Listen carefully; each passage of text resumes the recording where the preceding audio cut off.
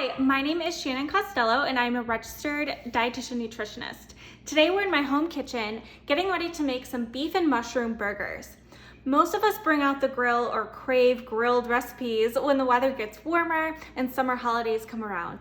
These burgers are perfect for satisfying your traditional beef burger craving while getting a little more plant nutrition between the buns. So we are going to use mushrooms in this recipe as a meat extender. Meat extenders are a way to stretch a traditional meat recipe using a plant-based food to include more fiber and a different variety of vitamins and minerals.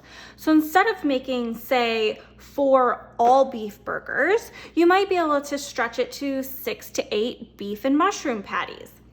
Beef and mushrooms pair really well together in not just burgers, but also meatballs and pasta sauces such as bolognese sauce.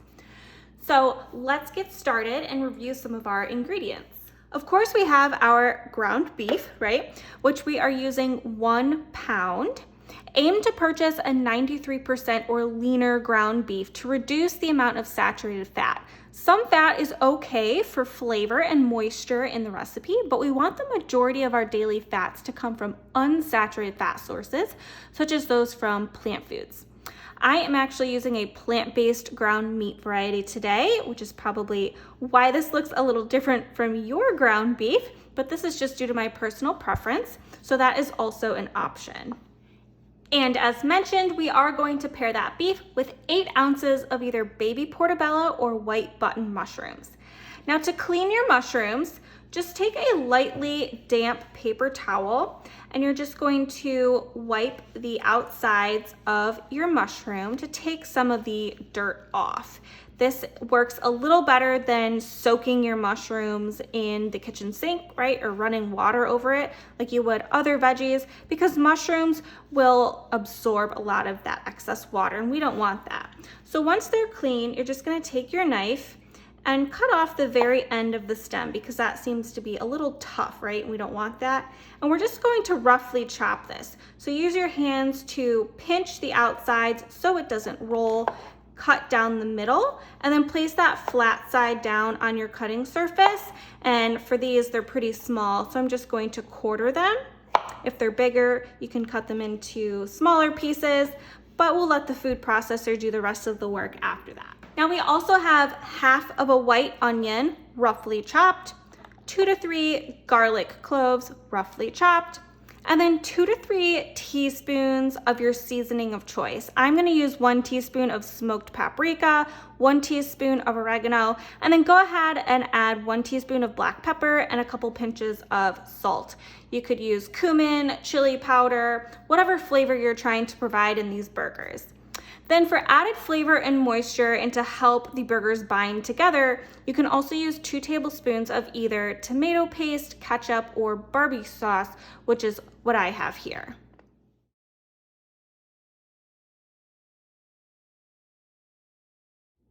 After prepping all your ingredients, we're just going to add the onions and the mushrooms and your choice of seasonings and the garlic to the base of a food processor. And we're gonna pulse this a few times to get it down to more of a finely chopped consistency. And what this is going to do is it's going to release some of the moisture from our mushrooms. Again, that moisture is good prior to the cooking process because when we cook on high heat, such as the grill or broiling, it releases a lot of moisture and reduces the size of our burger patties. So starting with excess moisture is okay, which is what we're doing with these mushrooms. So this is what your onion and mushroom mixture will look like, nice and finely chopped or diced, however you want to call this. And we're gonna transfer it into a larger bowl so that we can go ahead and add our choice in flavor component. So this is my barbecue sauce. And again, that flavor component is totally up to you. Like what flavor do you want to bring out in your burgers? And that also helps you decide what your burger toppings are. And then we're going to add our ground beef.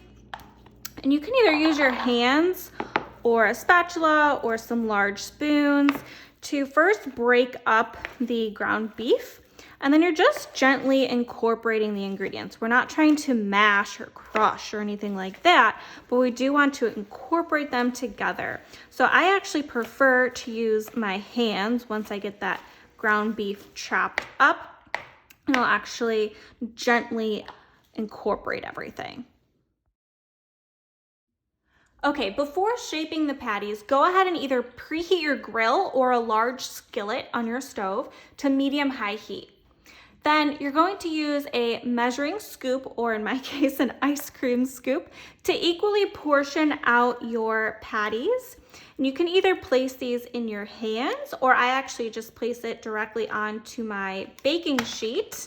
And then I take my spatula or the back of a large spoon and gently press down to form that patty shape. Again, you can do this in your hands or directly on a large plate or baking sheet. Now, leave it about 1.5 to 2 inches thick, because the thickness is going to reduce during the high heat cooking process. So leave them here until they're all portioned, and then we'll go ahead and grill or cook them. You can most definitely grill these burgers on medium-high heat. You'll just add them to the grill, cover and cook about 5 to 7 minutes, then flip them, cover again, cook another, say 3 to 5 minutes, just depending on your preference. But I'm going to pan sear my burgers in a cast iron skillet. For extra flavor, you could do a regular non-stick skillet as well. So this has been preheating, and I'm just going to lightly coat the pan to prevent any sticking. And I'm using avocado oil because it works really well with high heat, and it has a neutral flavor. And there we have my sous chef getting involved with the cooking process. Okay, so I have my prepared patties, and I'm just going to carefully add these to the skillet. Sound of the sizzle is amazing. And depending on the size of your skillet, just don't overcrowd this, because we will need to flip them. Of course, I put that first one right in the middle. Okay, so we're just gonna leave these to cook, again, about 5 to 7 minutes. Love that sizzle. And then we will go ahead and flip them another 3 to 5 minutes. We want the internal temperature to eventually reach 160 degrees Fahrenheit. So as soon as it's around 150, 155, you can remove it from the heat and let it rest. It will probably reach that 160 in the thickest part of your patty. These smell like a summer cookout. You can make these into a traditional hamburger using whole grain buns or even whole grain sandwich thins. I also like to put the patty on top of a bed of leafy greens, make it into like a burger salad. Add your favorite toppings, such as cheese, lettuce, onion, tomatoes, condiments. Do your thing and enjoy. Now you can store the cooked patties in the refrigerator for up to 5 days or in the freezer for up to 1 to 2 months. You can also prep the patties and freeze them uncooked for up to 1 month.